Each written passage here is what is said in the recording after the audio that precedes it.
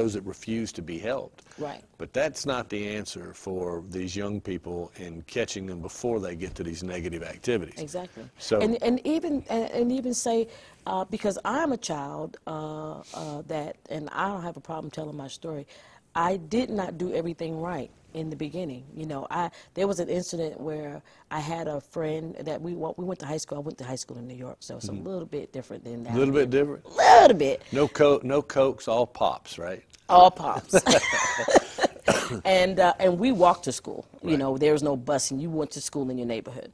And so this friend of mine was a known, at our level, drug dealer.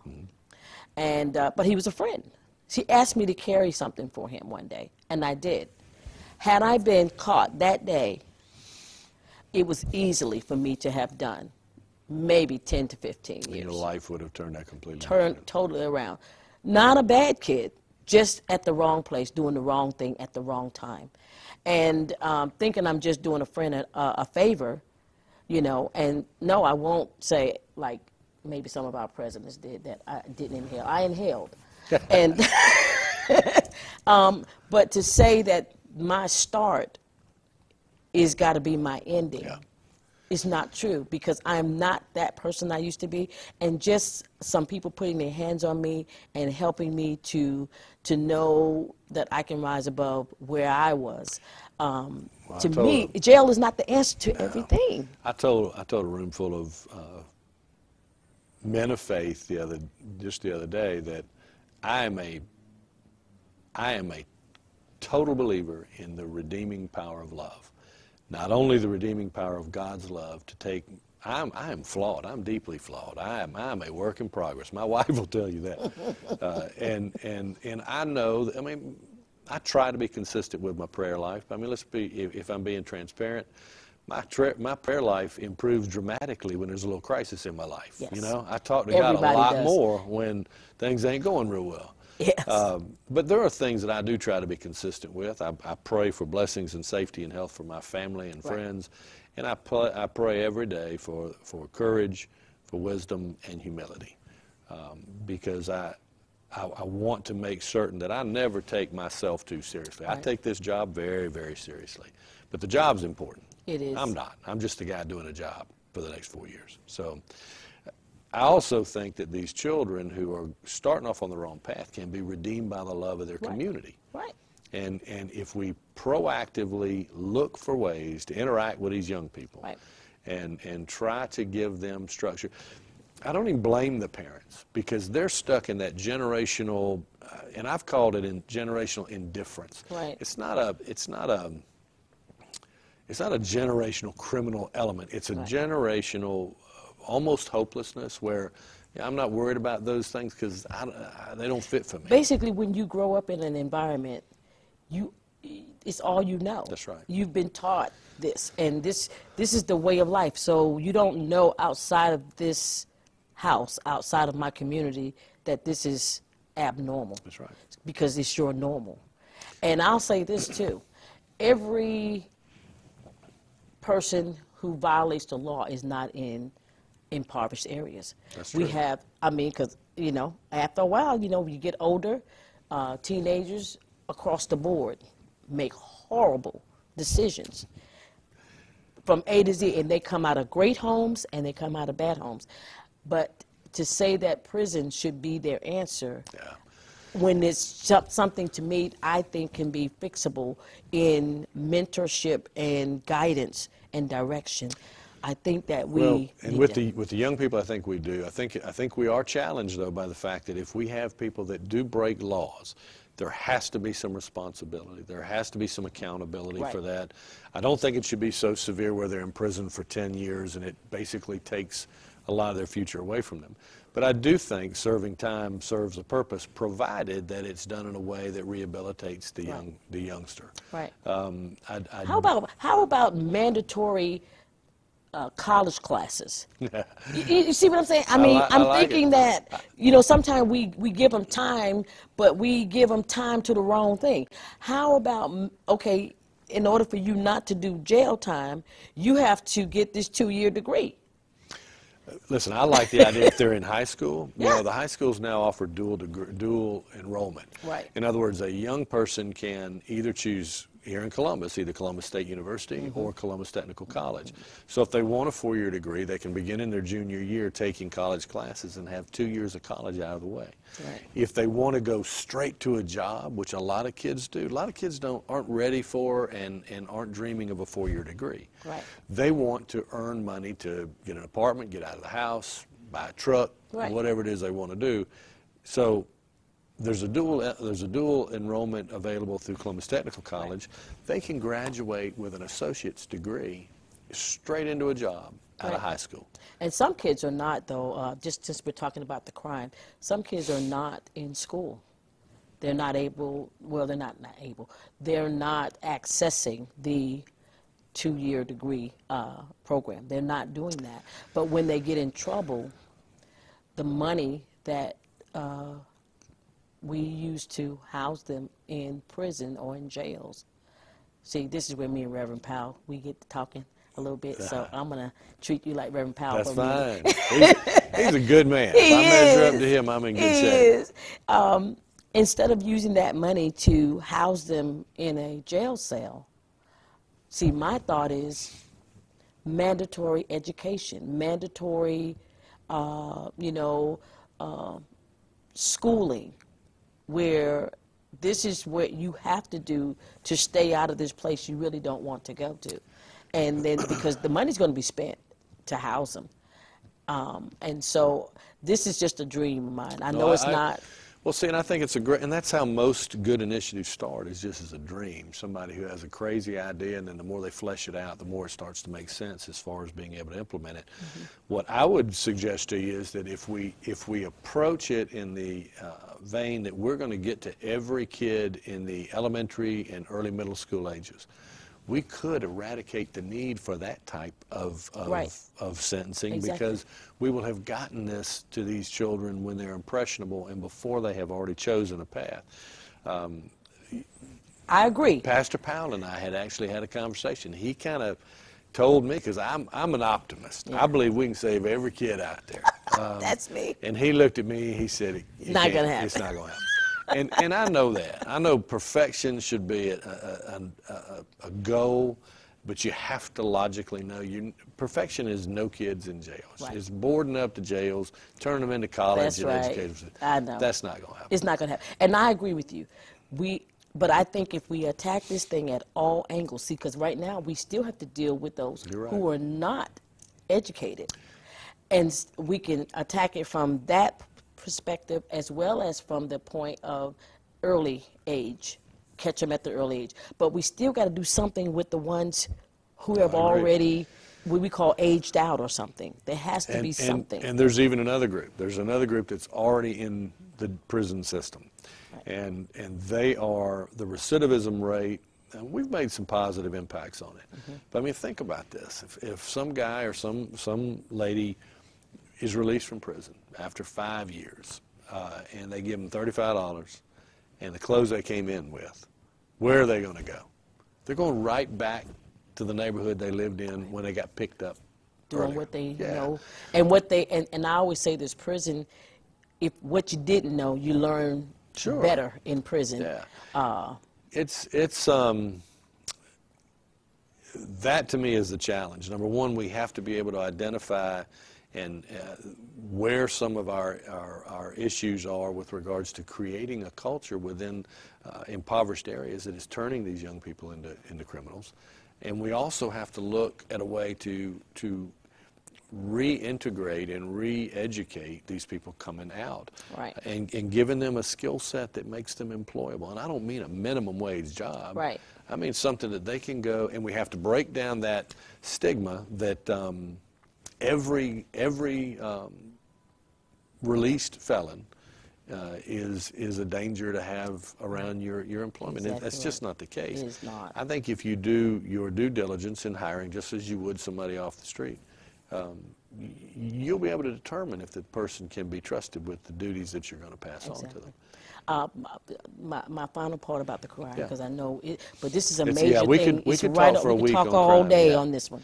And by the way, just so you know, I am very passionate about approaching our issue with the crime in this community from a couple of different angles. Right. One is building up our police force, trying to Right. get the resources to be able to hire all the people we need. But it's also addressing some of the issues on recidivism with people coming out of prison, and addressing some of the young people who need structure and are unable to get it where they're currently living. And I'm glad that you made mention of the gangs. Mm-hmm. We can't not look at the fact that there is gang activity in our city. I took a tour. I went with the sheriff, took a tour of the jail the other day. I hadn't been by the jail in a long time. And I'll tell you how the gang activity, they have to be careful about where they place the folks that are going in the jail, to make sure they don't put one kid who they know is affiliated with a gang to another. into a pod with 2 or 3 other kids. Right. It's just, the dynamic has changed, and and that's the challenge, because if we as a community don't get these young people and love on them and give them some structure, the gangs will. They will. And then and to like kids just want to be a part. They want to feel wanted and Sure. and needed, and they want to feel affiliated. And so if we don't have a positive affiliation to give them or something They'll find for them, one. they're going to, and not only that, but they're going to recruit them, because in the gang it's also about making money. Mm-hmm.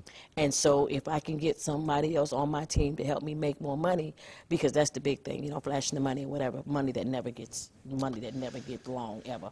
It's always short money. Sure it is. But somehow or another, there's got to be some programming that's got to be developed, and it may not be in place, or it may be in place and we just haven't zeroed in on it, but there has to be some programming. Are you all thinking on different programs that may help in this area? We are trying to find ways to give some of these young people something else to do besides just hanging around the house.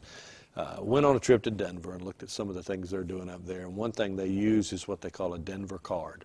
Every child in their school district gets an ID card. That ID card gives them access free to any recreational facility, any rec center, any swimming pool, any cultural event center, like all the museums around town, the Coca-Cola Space Science Center. And a dream of mine is to find a way to also let it serve as a bus pass. Because transportation is a big hurdle for a lot of the people in our community. They can't get to places they would go to, Right. because they can't access them. Exactly. So give them bus privileges along with this card, and that way they can go visit any of these places they want. So that's one of the initiatives. And the others we're trying to. We're working with some people right now to bring back the old summer youth work program. Oh, that's great. And we're talking to foundations to help us provide that. The Urban League already does that to some degree. So small scale, but yeah. So we would want to incorporate them into this initiative. But see, I've even got a plan beyond the summer work program, because we're trying to build entrepreneurs. We're trying to encourage people to launch their own small business. Well, they want to grow. They can't grow without somebody to help them grow. They can't hire somebody to help them grow because they haven't grown. So what if we were able to take part of this summer work program and convert it to an apprenticeship, so that if you launched your business, and I was in the apprentice program, just wanted to learn some life skills and some employment skills, you took me in, and then you only had to pay 25% of my wages because it was being paid elsewhere. In the second year, maybe you took it up to 50%. So that by the third year, you should have trained me enough to where I'm helping you make enough money where you can cover my salary by yourself. That's right. So now you've grown your business. We've helped some kid learn some skills that are marketable, and we've taken one kid out of the pond that could otherwise end up in bad situations. These are some ideas we have. We're focused on kind of getting them fleshed out and making sure that they work. How has the programming for opening up the community centers again, and not just opening them up, but actually putting some things into the centers that would be fun, or not just a building where kids just come and gather and loiter around. There has to be something going on in there that makes it where you're touching the community of that particular center. I've talked to people about that, and I think that there's opportunity. I think what we have to do is we have to look and see if there's a way for the government to provide access to the centers to different organizations, whether it's a church within that community, or maybe it's a Girls Inc. or a Boys and Girls Club, or whatever it is, but it's somebody who's not only going to just open a door, but who's going to have activities, who's going to have tutoring, who's going to have mentoring, Dress for Success, just different types of programming that would interest the young people. But the short answer, and one of those that I tell people that they may not like, the short answer is that the government cannot do that. We don't have the money. One of the reasons we went to the large super centers was because of finances. We couldn't afford to retain those local rec centers. Would private sector be a way of getting them to be hand in hand with the government to maybe, because this is, I look at it like this is our community. Right.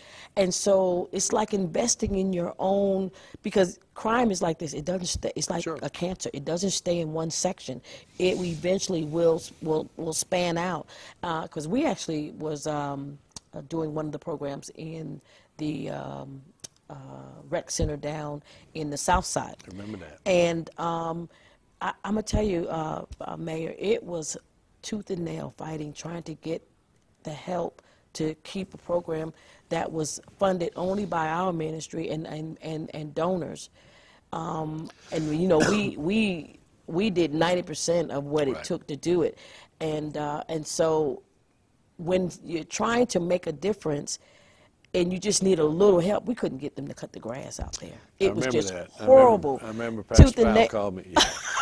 And, you know, that's exactly what I'm talking about from a collaboration. I think that there is some opportunity for us to leverage the strength and the passion of some of the private organizations who want to make a difference in their area, and they can almost be an extension of the government, and that if we can't operate it, why would we just let it sit there deteriorating? Why not put somebody in there who's going to take care of it? At least, and if it's nothing, if you say, well, this building can house 10 programs, but if you only can kick out 5 of them and fund 5 of them, then why not at least get the ball going? Because if it's 2 hours after school, that's 2 hours that it takes the kids away from doing some of the things that they would wind up doing.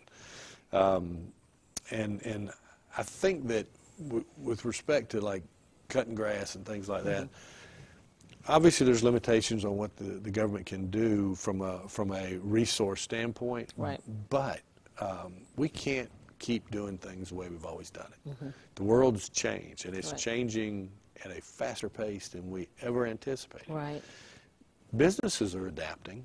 They're having to change the way they do things. Well, government should too. Right. I mean, government should look for community partners that we can leverage to try to create an environment that allows people to recreate, to educate, to you know, marry and raise a family. Right. And I think that we have to evolve, because some of the things that we set in place 50 years ago, the things that we're experiencing today was not a problem 50 years ago.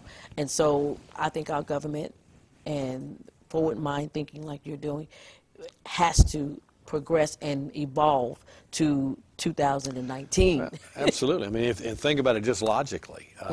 The generation that we were providing services for even 20 years ago, the millennials coming along, they may not want services delivered in the same way, may not need them. Right.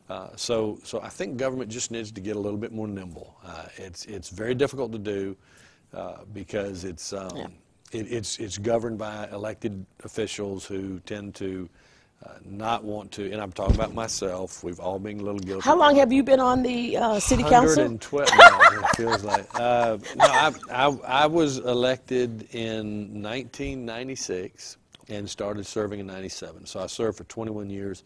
I had to resign in February to run for the mayor's office. Well, I had to resign in February in order to allow the citizens to vote on my replacement. Right. So I've been gone now for almost a year. It really feels weird, but But yeah, so there aren't going to be a whole lot of surprises, but there's still a learning curve. Yes. Because the city council, by design, by charter, is a part-time legislative body. Right. One of the reasons I ran for this office, and it's kind of fun for me because this isn't a step to something else. I mean, I tell everybody, if I was waiting for this to be another rung on the ladder, man, I stayed on that lower rung a long time. I mean, I don't have designs on running for other offices. That's not in me. Right. And that's a little bit empowering and freeing because I get to focus on things I think are really important for the community. Right.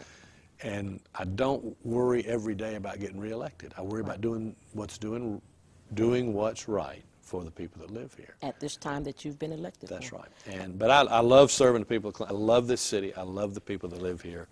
And I just am wired, and I saw modeled during my years, because my dad was a career Army guy, and then started a real estate company, which helps people's dreams come true, and did well with that. And my mother was, she modeled to me every day that everybody has value. Some you have to look a little harder, Right. but everybody has value. Exactly. And so those two together have kind of created a passion in me that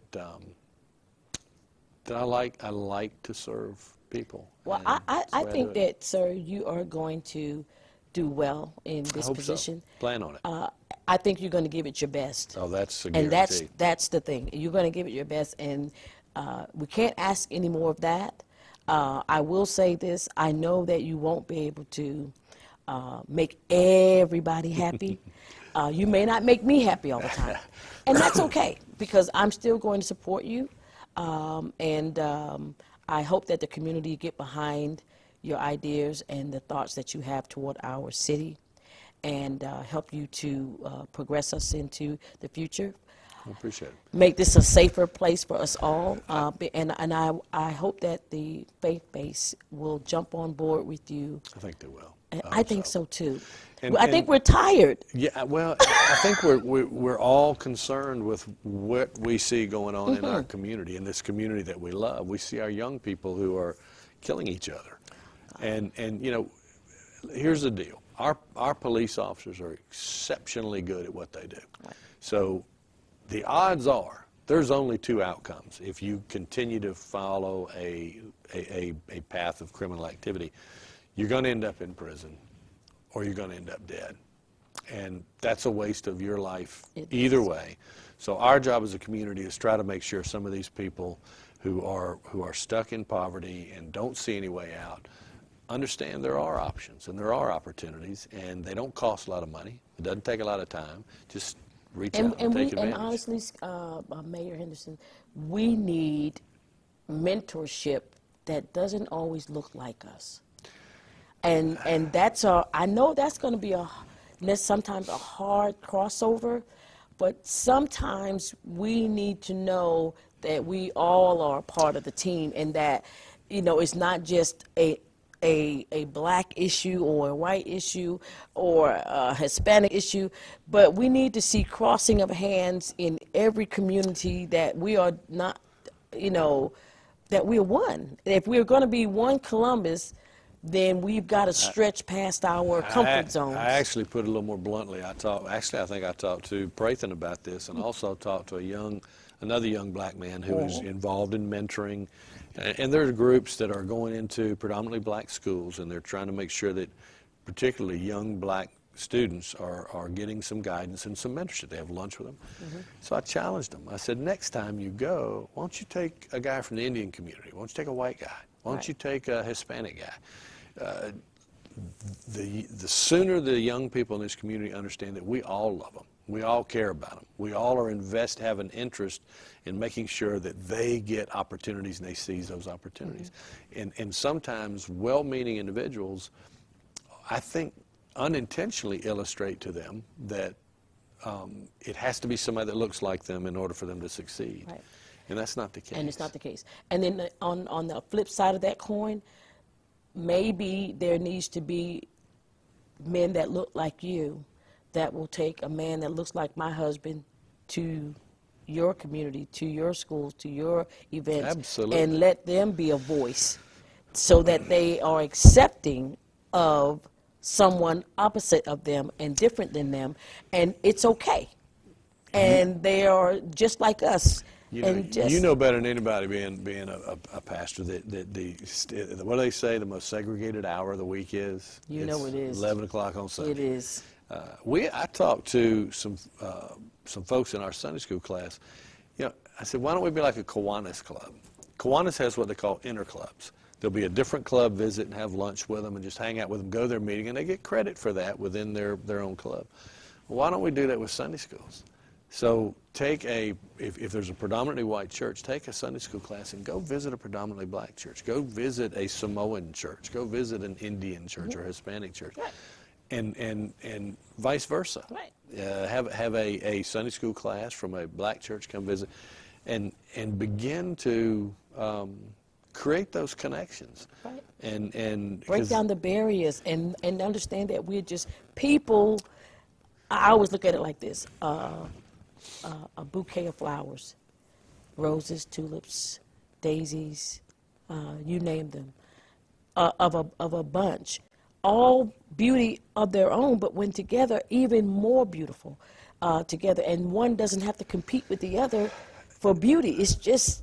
And the interesting thing is, if you remove one flower, it still has some beauty, but not near the amount that when it's in with all the others. Well, Mayor, thank you for coming. Absolutely. And I know we've been chatting a minute, but it's been good conversation. I appreciate it very much. You're going to come back? Anytime I'm asked. I won't hold you as long next time. That's fine. That's fine. Thank you. Yes, ma'am. Thank you for joining us to talk with Mayor Henderson about the future of Columbus and what we are planning to do. Show your support. Get in there and get in the fight. It's so easy to sit on the sidelines and yell out commands and demands and make your opinion. But if you get in there and help him make it work, help him make it happen, we as a team of here in Columbus can make it go to another level. And so absolutely. I'm on board with Mayor Henderson and what his staff will be doing, and I hope you will join him in that as well. Until we meet again next week, I'm Sandy Powell here at the Round Table. Thanks for stopping by my YouTube channel, Meet Me at the Round Table. This is the place where you'll find additional or extra filming, the show that continued and that was so good we could not stop, or sometimes things that we just talk about after the show that won't be shown on the television broadcast. You can come here to my YouTube channel and get all of the extra stuff. Also, too, while you're there, subscribe. Like it, share it. Go ahead and hit that notification button, the little bell, and be a part of this, what's happening here at the Round Table. Also, too, I want to invite you to my website, meetmeattheroundtable.com. Come and meet me, Sandy Powell.